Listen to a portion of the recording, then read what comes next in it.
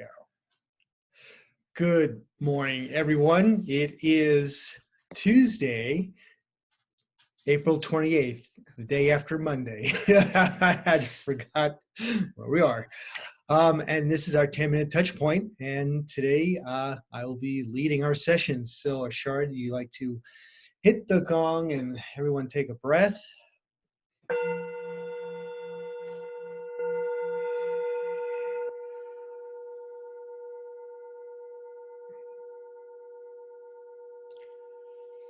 Get another deep inhale.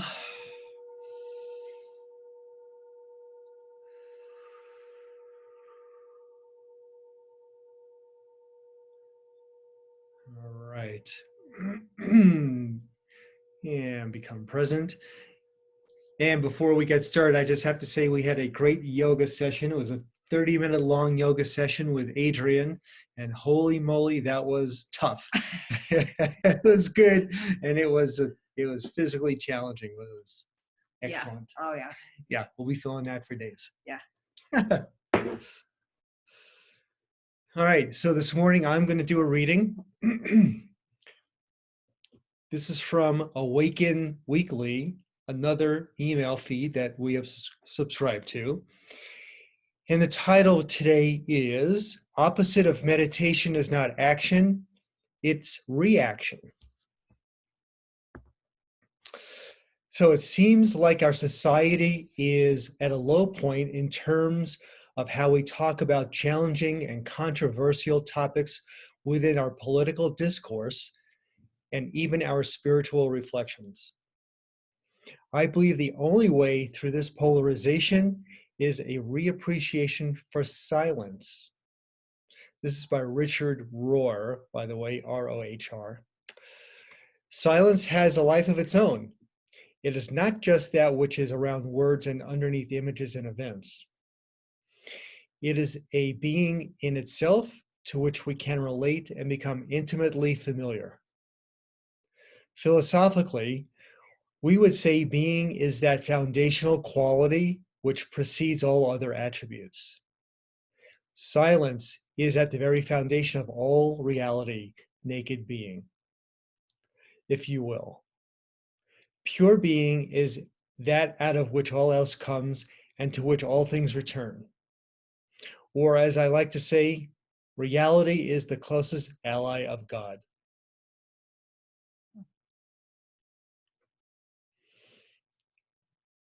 And there's a whole lot more, but I think I'm going to read one more paragraph and then we'll look into that. When we connect with silence as a living primordial presence, we can see then all other things and experience them deeply inside that container. Silence is not just an absence, but a primal presence. Silence surrounds every I know with a humble and patient I don't know. It protects the autonomy and dignity of events, persons, animals, and all created things. Pretty heady stuff, but also very much in line with how we live our lives and reflect on the balance of I know or I think I know with I don't know. And I don't know mind is a very freeing exercise. Can feel scary at first to say I don't know, but allows all possibilities in to give us information. So it's a really strong and powerful place to be. So for the next few minutes, let's close our eyes and sit with I don't know mind.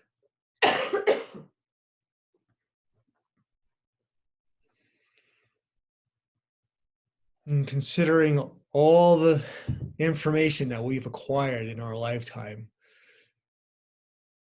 and how useful it has been in providing answers to questions, some of our own, some from others. Information and data is important in our world.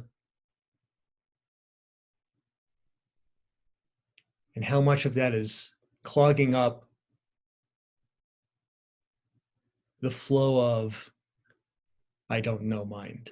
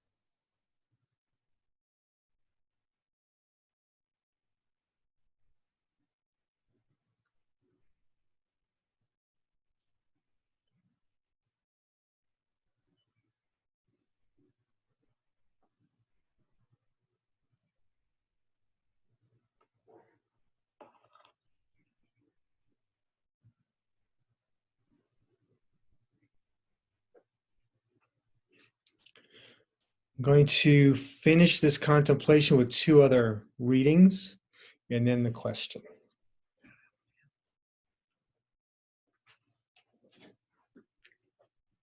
We must find a way to return to this place, live in this place, abide in this place of inner silence.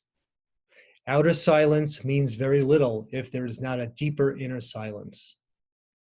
Everything else appears much clearer when it appears or emerges out of silence. Without some degree of inner and even outer silence, we are never living, never tasting the moment.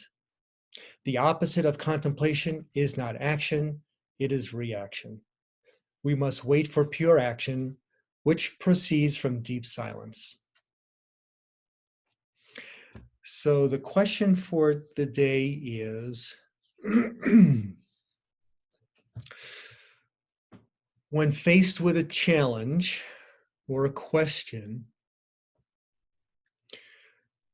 how does silence help you find the meaning or the answers?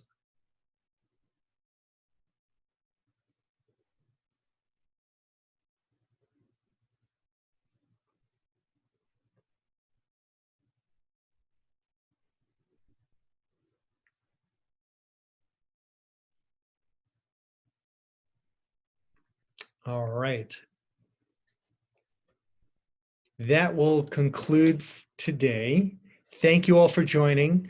Hope you found this a good way to get your day started or moving through, depending upon where you're at. And appreciate feedback on the Facebook group. So until next time, this is Glenn and Ashara saying farewell and make it a lovely day. Bye. Bye.